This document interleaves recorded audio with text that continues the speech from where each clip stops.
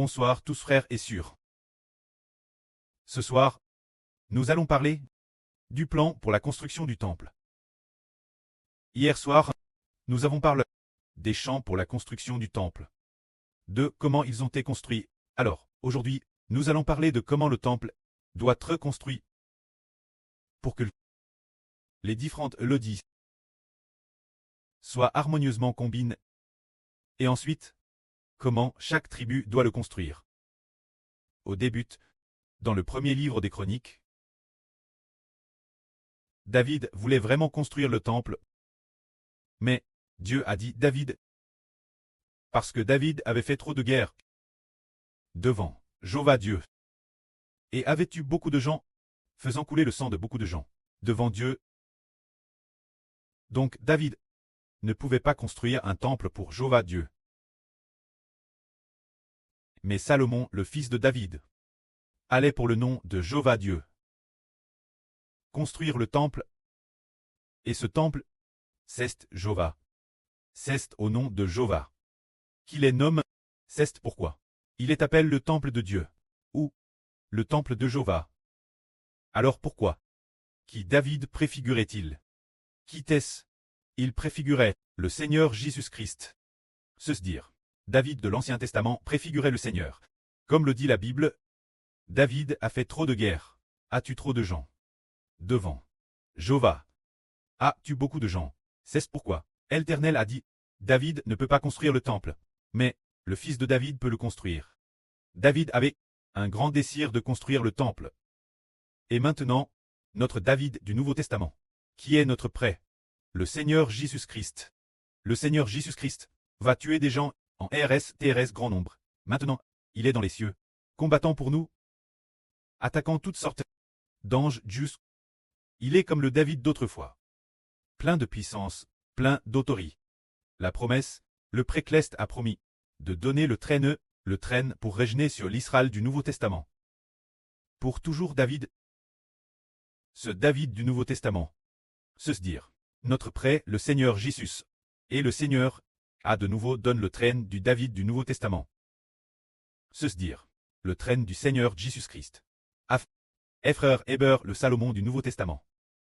Alors notre Seigneur Jésus-Christ va-t-il dans les cieux continuer combattre pour nous? Un jour, se dire, le jour où notre frère Héber est là sur Zaouan, on te persécute par la police. Ce jour-là, la police nous a emmenés au poste. Et d'un coup, plus d'une dizaine d'agents et de policiers sont arrivés dans l'étable au frère Héber et sur Zaouan.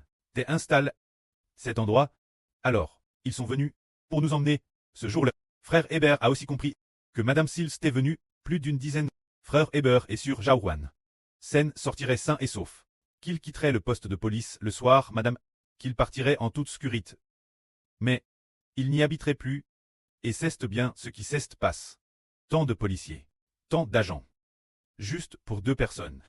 Ils sont venus si nombreux, et beaucoup sont venus pour l'interrogatoire. Alors pourquoi sont-ils venus si nombreux? Pour qu'au final, frère Héber et sur Jaouan puisse en toute sécurité, sain et sauf, quitter le poste de police. Seulement, il ne pouvait plus rester dans le Guangdong. Zhengcheng Guangzhou, il devait juste déménager dans une autre ville. Alors, qui a combattu pour nous? C'est le Seigneur Jésus-Christ. Qui a combattu pour nous? Ce jour-là, nous avons partir. Alors, pendant que nous étions dans le Didi, frère Héber était assis dans le Didi, quittant cet endroit pour aller dans une autre ville. Nous sommes alors arrivés. La ville de Huizhou, de Zhengcheng Guangzhou, jusqu'à la ville de Huizhou. Le trajet en voiture a duré environ 2 heures. Dans le Didi. Pendant ces 2 heures, pendant ce temps frère Héber dans la voiture, s'est endormi, et a fait un RVE. Dans ce RVE, il regardait la télévision. Il regardait la télévision en RVE, regardait la télévision. C'était le jeune Cao Cao, qui combattait sans cesse, menant de sanglantes batailles, se battant continuellement, allant d'un combat à un autre, sans cesse, il continuait à regarder la télévision en RVE. Dans son RVE, frère Héber regardait la télévision, et voyait le jeune Cao Cao, pas celui du roman des 3 royaumes, le vieux Cao Cao, mais le jeune Cao Cao, comme un général, et aussi comme un guerrier, tirant son épée pour combattre sans rush, se battant farouchement. Puis, le RVE s'est terminé. Alors, ce Cao Cao du Herve, qui t'est, car le précleste avait dit fait comprendre frère Héber, que le Cao Cao du Herve, t'est le Seigneur Jésus-Christ. Parce que, une fois, il a fait Herver frère Héber, que le premier s'appelait le Saint militaire, le second, celui au premier rang, s'appelait le Saint militaire. Le second s'appelait le Saint littéraire. Le Saint littéraire t'est frère Héber, mais qui t'est le Saint militaire. Il s'est avreux, que c'était le Seigneur Jésus-Christ. Car un jour, frère Héber a encore Hervé, que Cao Cao devenait le roi preux de frère Héber. Et frère Héber devenait le prince héritier de Cao Cao. Plus tard, en vérifiant les documents historiques, on découvre que Cao Cao t'est appelle l'empereur Wu de Wei. L'empereur Wu ceste le combat. TRS fort au combat, qui a tué beaucoup de gens. Ceste cela l'empereur Wu. Celui qui a succédé Cao Cao comme roi s'appelait Cao Pi. Quand Cao Pi ceste l'empereur Wen. L'empereur Wen de Wei ceste parfait. Au début, le pré a dit que le saint militaire t'est le premier, le saint littéraire le deuxième, et il y avait d'autres noms après. Alors, le frère Héber a alors découvert que le roi preux Cao Cao dans le rêve t'est le Seigneur Jésus-Christ. Plus tard, quand le frère Héber du poste de police a été libre, mais ils ont ordonné qu'il devait quitter cette ville. Alors, sur le chemin du départ, il a hervé que Cao Cao ne cessait d'attaquer de TRS nombreux endroits. Alors Cao Cao ici, fait et référence, notre Seigneur Jésus-Christ. Il est maintenant dans les cieux, combattant vaillamment pour nous. En janvier de cette année, quand le régime iranien a commencé à s'effondrer, et que son guide suprême a tué dans un bombardement durant ces quelques jours, et une voix s'est levée de l'esprit du frère Héber disant, le Seigneur Jésus-Christ va faire s'effondrer le régime de Satan. N'est-ce pas que le Seigneur Jésus-Christ a triomphé dans les cieux? Ainsi, il a fait couler le sang de beaucoup d'Iraniens sur la terre.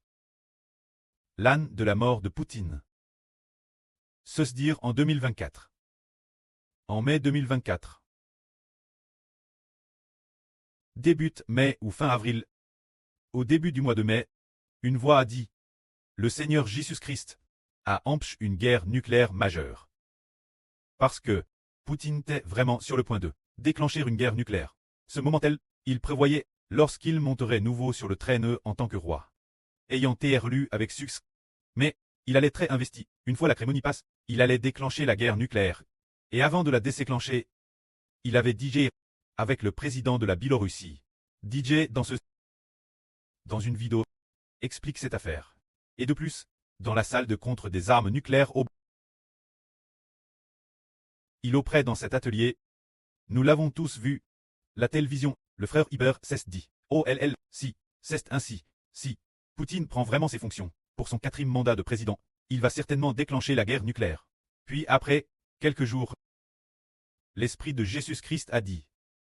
Le Seigneur Jésus-Christ a empêché une guerre nucléaire majeure. Ainsi, c'est ainsi que le 7 mai, se dire le 7 mai 2024. Le président russe, Poutine a eu sa cérémonie d'investiture, se dire son 5e mandat de président. Le jour de l'investiture, il est mort. La personne présente l'investiture. T'es un faux Poutine. T'es une doublure, c'est que notre Seigneur Jésus-Christ a triomphe dans les cieux. Ainsi donc, le Seigneur Jésus-Christ est le saint de la guerre.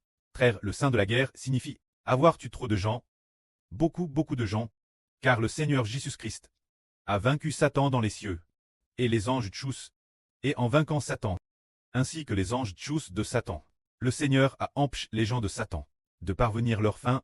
Dans ce cas, le Fils du Seigneur est comparable Salomon, et le Seigneur est comparable David. De son vivant, David a combattu de nombreuses nations. Il a combattu Moab et a triomphe, a combattu Ammon et a triomphe, a combattu Dom et a triomphe, a combattu les Philistins et a triomphe, a combattu la Syrie et a triomphe, a combattu Tsoba et a triomphe, tant qu'il partait en guerre contre les nations. Les peuples environnants étaient tous vaincus par David. David les a contement crasse. Ainsi, lorsque David est renié, le pays tout entier, les pays voisins, n'osaient pas facilement attaquer David. Au contraire, les pays voisins venaient lui rendre hommage, apporter des tribus. Pour utiliser une expression de la Chine ancienne, de l'Antiquité, on appelait cela apporter le tribut. Les 10 000 nations apportent le tribut. Plus tard, David est mort, et son fils Salomon a succédé David comme roi. Ainsi, lorsque Salomon a pris la relève, Dieu a fait en sorte que les nations environnantes ne fassent plus la guerre Salomon, mais au contraire, donne la paix Salomon. Et lui donner la paix, faire de lui un roi de paix. T'es dans un seul but. C'était pour que Salomon construise le temple. Ainsi, celui qui a construit le temple, t'es un roi de paix. Alors le frère Iber est le saint littéraire. Tandis que le saint de la guerre cesse de combattre. Tuer beaucoup de gens, c'est cela qu'on appelle le saint de la guerre. Quant au saint littéraire, c'est gouverné par les lettres, utiliser l'écrit pour louer Dieu. Obtenir le royaume en louant Dieu. Et non pas en attaquant toutes les nations pour obtenir le royaume. Alors le preux du frère Iber, le Seigneur Jésus, est celui qui combat. Il va combattre, et ainsi, il donne le royaume son propre fils. Et comment son propre fils va-t-il apporter la paix au royaume? Une paix éternelle. Oh, il n'y aura plus de guerre, plus de conflits. L'avenir. Après avoir obtenu le royaume, les Israélites spirituels l'intrieur. Tous se soumettront au roi Israël. Se soumettront au grand prêtre Israël. Bien qu'ils soient rachetés par le frère Iber, ils aimeront pour toujours Iber, aimeront le Seigneur et le précleste. Pour quelle raison? Car le frère Ashber sert comme souverain sacrificateur, et aussi comme roi. Entre ces deux fonctions, connoit des projets de paix. Comment connoit-il la paix? En réalité, la paix vient de Dieu et du Seigneur Christ. Alors Ashber, en tant que souverain sacrificateur, concevoir la paix, c'est concevoir pour toute la nation, une paix éternelle, que tous aient la vie éternelle pour toujours, pour l'éternité, que tout l'univers soit en paix. C'est ainsi qu'il connoit cela. Se dire bien louer Dieu, pour que tout le peuple se consacre entièrement servir Dieu. Prenant le service de Dieu comme héritage, et gardant l'esprit le service de Dieu, c'est cela le souverain sacrificateur. Son devoir en tant que souverain sacrificateur. Le souverain sacrificateur sert Dieu. Le roi gouverne le peuple. Alors assis sur le trône du roi, il gouverne le peuple, faisant en sorte que tout le peuple agisse selon l'équité et la justice. C'est ainsi que, dans l'avenir, la nation spirituelle d'Israël prospérera. Et de plus, sera fermement établie pour toujours. C'est parce que nous comprenons que la prospérité et la stabilité de la nation sont décidées par Jéhovah, décidées par le précleste éternel. Alors, notre nation spirituelle d'Israël doit respecter l'alliance de Jéhovah. Avec qui Jéhovah a-t-il fait alliance? Le précleste éternel a fait alliance avec son fils, Jésus-Christ, dans la bouche de tous ses enfants. Le nom du Seigneur doit être mentionné. Pour chaque chose faite, qu'elle soit faite au nom du Seigneur Jésus-Christ. Ainsi, nous gardons l'alliance de Dieu. L'alliance de Dieu est dans notre bouche. Et aussi dans notre cœur, dans notre bouche. Quoi que nous fassions, que tout soit fait au nom du Seigneur Jésus-Christ. Afin que Dieu soit glorifié. Dans le cœur, accueillant tout moment le Seigneur Jésus comme Seigneur, accueillant Jésus-Christ comme notre Seigneur. Alors, faisant toutes choses pour Jéhovah Dieu, concevant ainsi la paix, tant la foi, roi et sacrificateur. Concevant ainsi, cette nation va prospérer. Alors, comme l'a dit le frère Ashber, le David du Nouveau Testament est le Seigneur Jésus-Christ. Il combattra pour nous, pour faire de nous une grande nation. Et nous, que devons-nous faire? Nous devons aller louer le précleste éternel. Car, au début de cette année, se dire en Iran, pendant la période des bombardements de Trump, durant cette période, l'esprit du pré a dit que le pré et le Seigneur avaient déjà combattu pour nous. Nous devons louer le pré et le Seigneur. Ce moment-tel, nous construisions le temple, et maintenant, contre toute attente, c'est DJ le mois de juillet, et nous reconstruisons nouveau le temple. Cela signifie que pour cette construction du temple, les chants offerts seront certainement magnifiques. Et quand la construction, elle se fait avec une pensée claire et une direction claire, ainsi, les chants bêtises par les frères et sœurs conviennent l'adoration et la louange. Que la gloire soit au prêtre et au Seigneur. Amen.